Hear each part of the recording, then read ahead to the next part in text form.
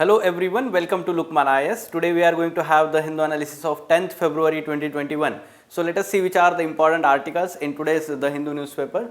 Yes, these are the important articles. Let us take overview of these articles first, what these articles are related to. For mains examination, these are the important articles in page number 6 and page number 7, editorial page and op-ed page. So first article, dams and damages. So article is giving very good insights over how large hydroelectric dams which are built in fragile Himalayan ecosystem, how they prove to let's say more harm than good. Okay, though the intention of building these dams is good to cut down the carbon emissions, use this renewable energy. However, because of fragile nature of topography in Himalayan region, being the earthquake prone region, so such kind of changes in that topography, artificial changes, man-made changes, they prove harmful. At the same time, it is providing some issues which, let's say, like climate change, which increases the risk associated with these dams in that region. Next, POCSO doesn't brook dilution. So POCSO Act 2012, which relates to protection of children from sexual offences. So recently the Bombay High Court bench, which acquitted the person who was accused for sexual offence against the minor child, we can say that, and it was under severe criticism. Okay, and that's why the judgment was stayed by the Supreme Court. So the article is providing some very good insights regarding the legal provisions in this POCSO Act on the protection of children against these sexual offences, and it is also providing the difference between the IPC provisions and this POCSO sections. Okay. So yes, we will look into that because this issue remained for the major discussion part in the Hindu analysis. Then cutting trans fat. Recently the government, we can say that the FSA, Food Safety and Standards Authority of India, okay, it has come up with the new rules regarding the trans fat and limiting them 2% from 2022, 1st January 2022. So this is again the good initiative in terms of reducing the health risk associated with the heart diseases. Okay, so these trans fats are not good for health and their content in food product is to be reduced. This is good initiative. The analysis is given in this editorial. From prelims perspective, Bangalore scientists develop new marigold variety. Okay, so what is the name of this marigold variety? That is important. At the same time, the significance of this new variety. So we will look that from prelims perspective. Fine. So one by one now we will deal these articles in detail. Dams and damages. So the article is discussing or having the context of the flooding that happened because of avalanche and the landslip there in Uttarakhand, Chamoli district of Uttarakhand, and that's why it is once again in news because two important dams in that region were overflown completely because of flood water, okay, in that region, and that's why again it is talking about how dams are not only victims of such tragedy, rather they also increase the vulnerability in that region for more floods in the downstream regions. Okay. So what are the let's say problems associated with building such large dams in that region? Because of the fragile nature of Himalayan ecosystem, you need to know that largely the Himalayas are made up of sedimentary rocks which are loosely associated as let's say against the Western Ghats region, which are of igneous rocks origin, like made up of lava. So that's why we can say that these Himalayan let's say mountains, they are more fragile for any kind of disturbance. So for example, for building these dams and tunnels and roads in that region, many times the companies use explosives in that region. Okay. At the same time, the deforestation is associated with any kind of infrastructure building in that region, and somehow that affects more soil erosion happens, the flooding is not arrested, or we can say whenever there is more rainfall, that is not let's say the runoff, surface runoff is not reduced, rather it is increased because of deforestation. And at the same time, whatever the material that is used for construction purpose, the remaining material is completely dumped in the river beds rather than in other areas, right. You can see the construction material that is supposed to be dumped on separate land is often dumped into the rivers.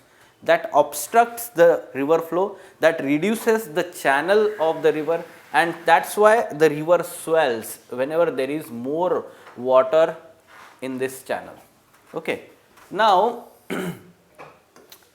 very good, let us say, recommendations and analysis that was done after the 2013 Uttarakhand floods.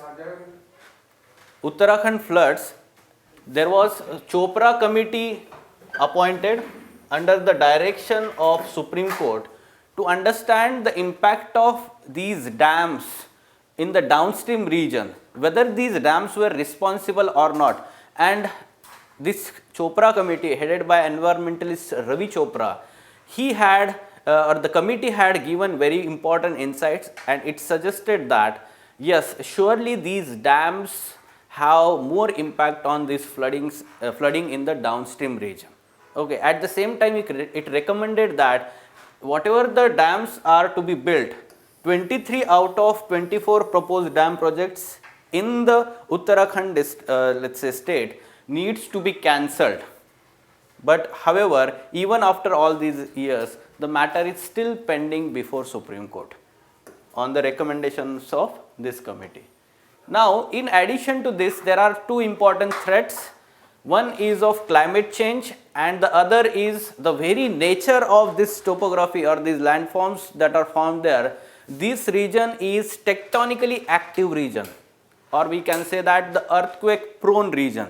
Okay. So, Uttarakhand state, which largely falls under seismic zone 4 and even seismic zone 5, very severe intensity.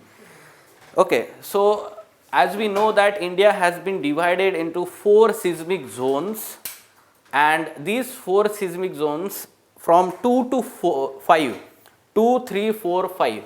So, 5 is having the highest seismicity risk associated with let us say earthquake in that region, and some of the part of this Himalayas in Uttarakhand lies in this zone. And that is why building hydroelectric dams in that region, large dams in that region, the kind of earthquake that may happen in that region, that is associated with the risk of breaking these dams and flooding in the downstream region because of that, right. The next aspect we have to understand that the environmental change, or we can say climate change, not environmental change, climate change. Now, in recent times there is increasing global temperatures, and because of that there is more and more melting of glaciers and ice caps of Himalayas, and because of that there will be change in river regime. Now, what do you mean by river regime? River regime means the amount of water that is flowing in the channel at particular time of the year, that is river regime. Now, this is going to fluctuate in future because of global warming. Okay. And that is why the amount of water which is stored in those dams is also going to fluctuate, and we are let us say less able to predict this amount, and that is why it becomes difficult to manage these dams in future because of this climate change. So, ultimately in conclusion, we can also say that the yesterday's recommendation, runoff river projects should be preferred instead of large dams. At the same time, Uttarakhand state should clearly let us say analyze the kind of impact these dams may have on the let us say life and property of the people, its citizens, the people of Uttarakhand, and overall we can say the downstream regions of those rivers. Fine. So, very good question that we have framed here. Though the intention of building large dam in Himalayan region is good, they can do more harm than good. Examine the statement. So, you can attempt this question from this content that is discussed in this article. Fine. Okay. So from geography perspective, GS1, and from even let's say disaster management perspective, the natural disasters that may happen, the role of man-made factors in those disasters. At the same time, we have to understand whenever there is essay topic related to climate change. At the same time, if it is talking about especially related to man and environment relations, how we are changing the ecology of Himalayan region by building these dams, you can mention or write one paragraph dedicated to this tragedy itself. Fine. Moving on, POCSO Act doesn't brook dilution. So the article is having the context of recent Bombay High Court judgment, which was stayed by Supreme Court, as it was criticized. At the same time, judgment was likely to set dangerous precedent, right? So what happened in that case? Here the bench acquitted the man found guilty of assault on the grounds that he groped his victim over her clothes and there was no skin to skin contact between them. So here a very, we can say, shallow interpretation of the provision that is given in POCSO Act is done. The intention of this provision has not been clearly understood with depth, rather only surface level interpretation is done, and that's why the vagueness of this provision also creates problem, right? And it may set very wrong precedent in front of other judges while dealing with such cases, and that's why the Supreme Court has stayed this let's say judgment. Now going to the background, so this act protection of children from sexual offences, this act was enacted in 2012 especially to protect children from sexual offences, okay, and this act has stringent provisions, okay. So we can understand that there are provisions for sexual offences in IPC. However, this IPC has some differences with POCSO provisions. Two important divisions, we will understand that. But before that, what are these penal provisions? Section 7 of the POCSO Act says that whoever with sexual intent touches the breast of child is said to commit sexual assault. Okay, now this is a vague provision because this is interpreted by this bench, Bombay High Court, like it is not skin to skin contact and it is just above the clothes and something, the interpretation which is, we can say that not with intention, a right intention where these provisions are added. And section 8 of the act provides minimum imprisonment of 3 years for sexual assault, right. At the same time, the similar provisions are there. Section 354 of IPC lays down minimum of 1 year imprisonment for outraging the modesty of women. Now here in this bench, it has said that, or we can say that the bench charged the person under this IPC provision, however acquitted the charges under POCSO Act. Okay, so we have to understand the difference here, the difference between IPC provisions and POCSO Act. Two important differences. One is that, first one, we will say that the IPC provisions are generic in nature. It talks about sexual offences of children as well as the younger women or of any age. However, POCSO Act specifically mentions or defines the sexual offences towards children below 18 years age. Okay, so that's why this is the major aspect. At the same time, the lawmakers had provided the stringent provisions to deter such crimes against the children. And the second important difference is that IPC provides punishment for offence irrespective of age of the victim. POCSO is specific for protection of children. Here the definition of sexual offence is very much generic in IPC while it is very specific in POCSO. Okay, these two important differences we can say that we have to understand here, and with respect to this Bombay High Court judgment.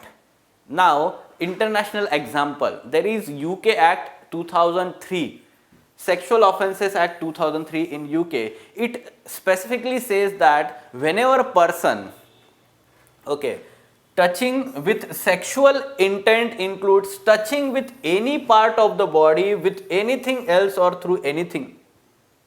So, such a stringent definition is provided in that act, and therefore, any vague interpretation under POSCO provisions should be avoided, it should be ultra vires. This is what the article is talking in the end, right. So, the intention of this act, the provisions in this act should be, let us say, upheld by the judiciary. This is very important because we can understand that the higher judiciary is the chief protector of rights of the people, including the children, right, and such let us say judgments are regressive in nature, we can say. Fine. So, from social justice part and governance part in GS2 paper, from that part there can be question regarding the sexual offences POXO Act and let us say comparison with IPC, because recently the two such judgments from Bombay High Court, they were stayed by Supreme Court. Okay. So, there was controversy regarding that judge also, because she was, let us say, given the name, actually she was the additional judge, and she was, let us say, recommended as for permanent judge post in the Bombay High Court by the Collegium of Supreme Court, but now that is also stayed by the Supreme Court, the Collegium, and that is being reviewed now. Okay. So, cutting trans fat, the next article on page number 6, editorial page. This editorial is discussing or having the context about recent changes brought by FSSAI, Food Safety and Standards Authority of India. What are these new rules? From January 1st, 2022, India will join the select group of countries limiting industrial trans fat to 2% by mass of total weight, total oils and fats present in the product. And this India would be achieving the target set by WHO, that is 2023, a year in advance, right. So, this is very good initiative by our regulatory agencies. If we go to the background, how we have reached this point, in mid 2016 trans fat content limit was halved from 10% to 5%, and in December 2020 recently FSSAI capped it to 3% by 2021, and now again the changes made and 2% from 2022. Okay. So, this is a very good initiative. Why? Because we have to understand first what are trans fats. Trans fats are trans fatty acids which are naturally present in, let us say, dairy products and meat of some of the ruminant animals. Okay. And these naturally present trans fats are not harmful. However, there are also industrial trans fats. Okay. These industrial trans fats are very harmful because they increase the cholesterol level, total cholesterol level in the body, and that increases the risk of heart diseases. Okay. So, that is why we have to reduce this industrial trans fat. This industrial trans fat, which is also a partially hydrogenated trans fat like vanaspati ghee and dalda, all these are included in this.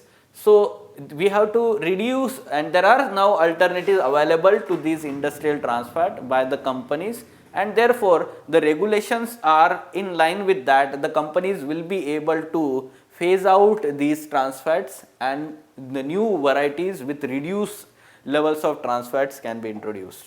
Okay. Now, the health concern just now we talked about, it increased the risk of cardiovascular diseases. The international experience. So, initially the countries, Scandinavian countries like Denmark in 2004, they had reduced or banned the use of this industrial trans fat, and though initially it was opposed by EU countries, European Union countries, but now in recent times all these countries have adopted norms to reduce the trans fats. And the result of this reduced trans fat levels in the, let us say, food products, oils, surely it has given a good signs, because in one of such study in Denmark, it has said that the level of cardiovascular diseases and deaths resulting from those diseases have reduced.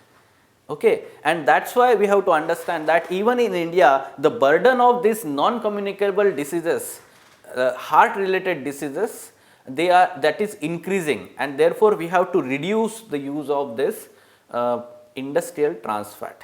Now there was question in prelims examination 2011 on trans fat in UPSC examination, UPSC prelims, and this was related to science of this trans fat, natural trans fat and artificial industrial trans fat, whether they are hydrogenated or not. So yesterday itself we have discussed this MCQ. So in previous lecture regarding trans fat, when these rules and regulations were put forward by FSSAI. Okay, so yes, surely there can be questions regarding basics of this, right? So from health and science and technology perspective, prelims as well as mains examination. Okay. Now for specifically prelims examination, Bangalore scientists developed new marigold variety. Now name of this variety is Arka Subha variety.